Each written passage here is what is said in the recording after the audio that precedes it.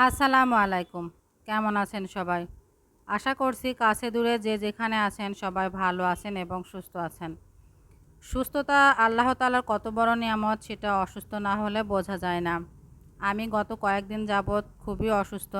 সবাই আমার জন্য দোয়া করবেন যেন তাড়াতাড়ি সুস্থ হয়ে যেতে পারি। তো গত কয়েকদিন তো নেট প্রবলেমের কারণে ভিডিও এভাবে শেয়ার করা হচ্ছে না ঠিকঠাক মতো। আর এখন তো একটু অসুস্থ আছি এজন্য আর কি ভিডিও বানানোই হচ্ছে না। তো আজকে একটি নতুন ভিডিও নিয়ে আসছি।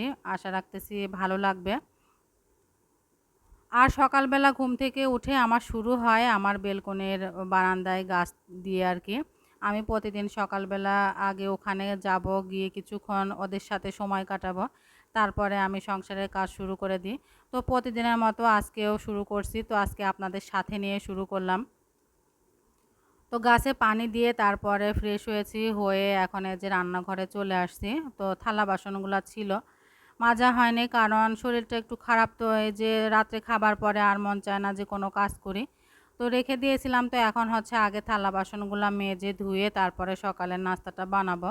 তো এদিকে যে এক এক করে থালা বাসনগুলো সব মেজে নিচ্ছি।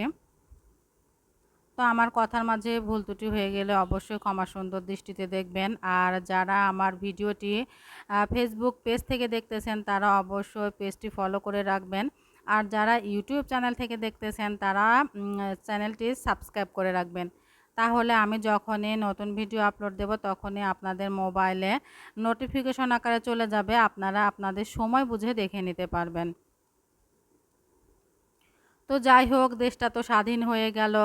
আর এখন তো আমরা সবাই মুক্ত, স্বাধীন। আমাদের তো কোনো এখন বাধা থাকলো না। আর এই যে এত ছাত্রছাত্রীরা মানে প্রাণের বিনিময়ে আমরা যে দেশটা স্বাধীন করতে পারলাম, এটা আসলে মানে কি বলবো, আমি তো কখনো ভাবি নাই যে এইভাবে আর কি দেশটা স্বাধীন হতে পারবে।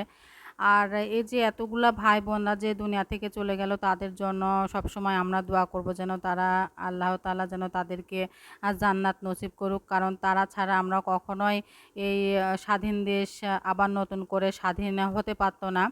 তো এখন একটাই চিন্তা, একটাই ভাবনা যেন দেশটা আগের থেকে এখন যেন আরও ভালোভাবে উন্নতি হতে পারে। আরও আগামী দিনগুলোতে যেন দেশটা আরও ভালো হয়। আমরা যেন ভালোভাবে আর কি কাটাতে পারি, এগুলোই আর কি চাওয়া। তো যাই হোক, আল্লাহ তাআলা যা করবেন তার বান্দাদের ভালোর জন্যই করবেন। তো দেখা যাক আগামী দিনগুলো কেমন আসে, সেটা আসলে এখন ভাবনার বিষয়।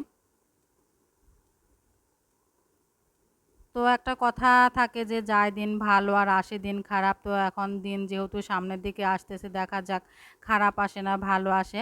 তো এই যে আলু ভাজিটা আমি ভালো করে আগে ধুয়ে নিলাম, যেহেতু আমি আলুর যে উপরের খোসাটা সেটা সহ ভাজি করতেছি।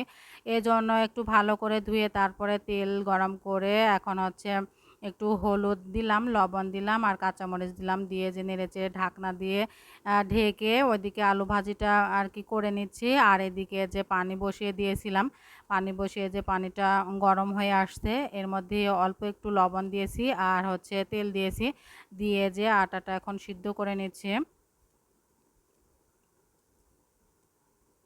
সকালবেলা রুটি বানাতে গেলে অনেকটা সময় লেগে যায়, কারণ রুটি বানানো প্রসেসিং করতে তো অনেকটা সময় লাগে। ভাত রান্না করলে হয় কি যে ভাতটা বসিয়ে দিলাম, পাশে কিছু একটা তরকারি রান্না করে নিলাম, হয়ে যায়। কিন্তু রুটি বানাতে অনেকটা সময় লেগে যাওয়ার জন্য দেখা যায় কি যে সকাল সকাল উঠলে সব কাজগুলো আর কি তাড়াতাড়ি করা যায়। আর আমি তো প্রতিদিনই সকাল 6:30 7টার মধ্যে উঠে পড়ি। তারপরে ওইদিকে ছেলের বাবা ও চলে যায়, ওকে হালকা পাতলা সকালবেলা তো তেমন কিছু খেতে পারে না, হালকা আর কি নাস্তা করে যায়।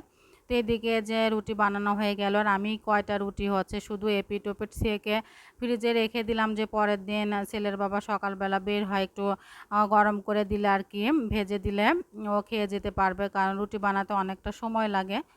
তো ওইদিকে আমি আমার সকালের নাস্তা করা হয়ে গেল। তারপরে যে দুপুরের রান্নাটা করে নেব। আজকে হলো বেডরুমের বিছানার চাদরটা একটু চেঞ্জ করব। অনেকদিন ধরে আর কি বিছানো আছে, নোংরাও হয়ে গেছে। তো তো সকাল সকাল রান্নাবান্না করে নিলে হয় কি ঘর গুছাতে আর কোনো সমস্যা থাকে না, অনেকটা সময় লাগে আর কি একটু ডিপ ক্লিন করতে, এজন্য তো একটা ডিম ভাজি করে ছেলেদের জন্য দিয়েছি তরকারির মধ্যে, আর আমাদের জন্য হচ্ছে চিংড়ি মাছ দিয়ে আর কি রান্নাটা করে নিলাম। আজকে শুধু এই এক তরকারি করব। আর এই যে এদিকে আমি অফ ক্যামেরাতে আমার রুমটা আর কি ক্লিন করে বিছানার চাদরটা বিছায় নিয়েছি।